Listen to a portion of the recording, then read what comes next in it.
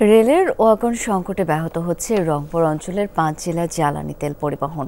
প্রতি মাসে ২.৫ কোটি লিটার চাহিদার বিপরীতে এখন সরবরাহ হচ্ছে মাত্র ৩০ লাখ লিটার। পেট্রোল পাম্প মালিকরা বলছেন, দীর্ঘ এই সমস্যা সমাধানে আগ্রহ নেই কর্তৃপক্ষের। দাবি জানানো হয়েছে পার্বতীপুর থেকে রংপুর পর্যন্ত ব্রডগেজ লাইন সংযুক্ত করার। নতুন ব্লেন্ডে আরো রিচ অ্যারোমায় সেলন ফ্যামিলি ব্লেন্ড টে।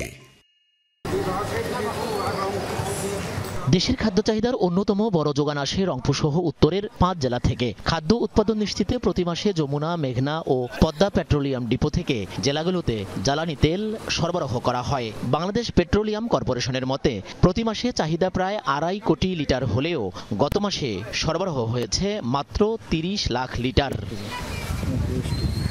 ডিপোগুলোর সামনে বিভিন্ন জেলা থেকে আসা লরির ভিড়। প্রয়োজনীয় জ্বালানি সংগ্রহ করতে না পেরে ব্যবসায়ীদের অনেকেই ছুটছেন বাঘাবাড়ি ও পার্বতীপুর ডিপোতে।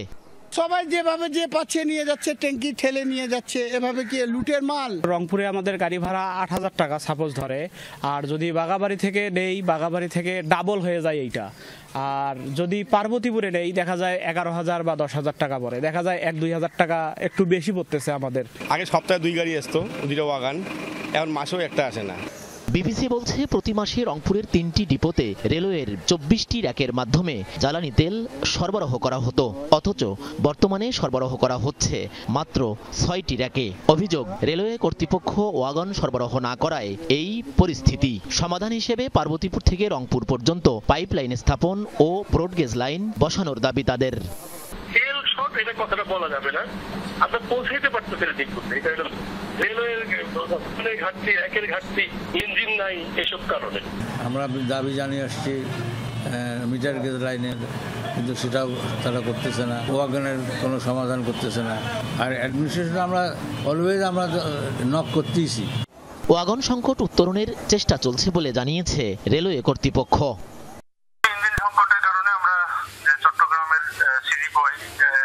আমাদের রংপুরে যে গাড়িটা, এটা আগে সপ্তাহে 2টা পর্যন্ত আসতো আর কি, 2টা, অনেক ক্ষেত্রে 3টাও আসতো।